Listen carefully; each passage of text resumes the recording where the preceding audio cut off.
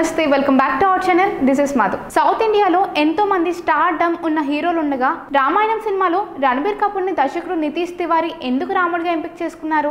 గతంలో చేసిన అనుభవం ఉన్న హీరోలు చాలా మంది ఉన్నప్పటికీ రణబీర్ కపూర్ లో ఎలా నితీష్ తివారీ రాముడిని చూశారు అంటూ చాలా మంది ప్రశ్నిస్తున్నారు. అంతేకాకుండా బాలీవుడ్ లో ఎంతో మంది అందగతులు ఉన్నారు. నటనలో అద్భుతమైన ప్రతిభ ఉన్న హీరోయిన్లు బాలీవుడ్ లో ఎంతో మంది ఉన్నారు. సౌత్ లోని అందం విషయంలో అందరూ కులుకునే విధంగా ఆకట్టుకునే వాళ్ళు ఎంతో మంది ఉన్నారు. అయినా కూడా సాయి పల్లవిని సీత పాత్రకు ఎంపిక చేయడానికి గల ప్రధాన కారణం ఏంటి అనేది చాలా మందిలో ఉన్న ప్రశ్న. ఇక హీరోయిన్ యష్ ను ఎలా ఈ సినిమాలో రావణాసురుడి పాత్రకు ఎంపిక చేశారు అన్నది కొందరిలో ఉన్న అనుమానం. ఇలా ఈ సినిమా స్టార్ కాస్టింగ్ గురించి రకరకాల ప్రశ్నలు ఉన్నాయి. నితీష్ తివారీ ఏ ప్రతిపాదన సినిమాలో నటీనటులను ఎంపిక చేసి ఉంటారు అన్నది చాలా మందిలో ఉన్న ప్రశ్న. రాముడు పాత్రను ఇప్పటి వరకు చెయ్యని నటుడి కోసం నితీష్ తివారీ చూశారంట. రాముడు అంటే ఆకర్షణీయమైన రూపం కలిగి ఉండాలి. ఆ రూపం రణబీర్ కపూర్ లో ఉంది. అంతేకాకుండా హుందాగా సింపుల్ గా రాముడు ఉంటాడు కనుక ఆ గుణగణాలు రణబీర్ కపూర్ లో ఉంటాయని దర్శకుడు భావించినట్లు ఉన్నారు. అంతేకాకుండా సినిమాలో స్టార్ కాస్టింగ్ గురించి ఆలోచించకుండా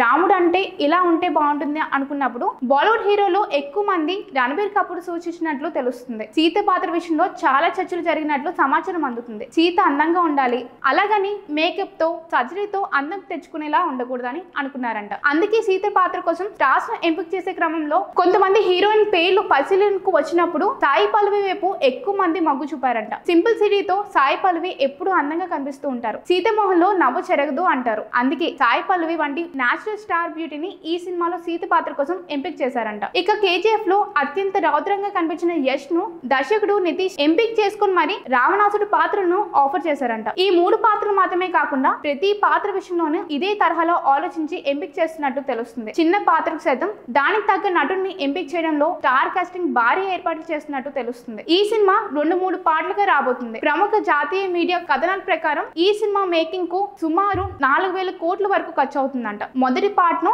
2026 దీపావళికి తీసుకురాబోతున్నారు. ఇప్పటికే షూటింగ్ చకచకా జరిగిపోతుంది. రామాయణను ఇప్పటికే చాలా సార్లు బుల్లి తెరపై వెండి తెరపై చూపించిన ప్రేక్షకులు ఈ సినిమాను ఆదరిస్తారా అనేది అనుమానం చాలా మందిలో ఉంది. కానీ రామాయణం కథ ఎన్నిసార్లు వచ్చినా ప్రతి సినిమా విభిన్నంగా తీస్తున్నారు కనుక ప్రతిసారి విజయం సొంతం చేసుకుంటుంది. అందుకే ఈ సినిమా సైతం తప్పకుండా వరల్డ్ బాక్స్ ఆఫీస్ వద్ద హాలీవుడ్ రేంజ్ లో వసూలు నమోదు కావడం ఖాయం అంటున్నారు. Hi guys, subscribe to JKTV. Subscribe to JKTV. Please subscribe to JKTV. Subscribe to JKTV. Hi andarki namaskaram. Please subscribe JKTV. Andarki namaskaram. Please like, share and subscribe JKTV.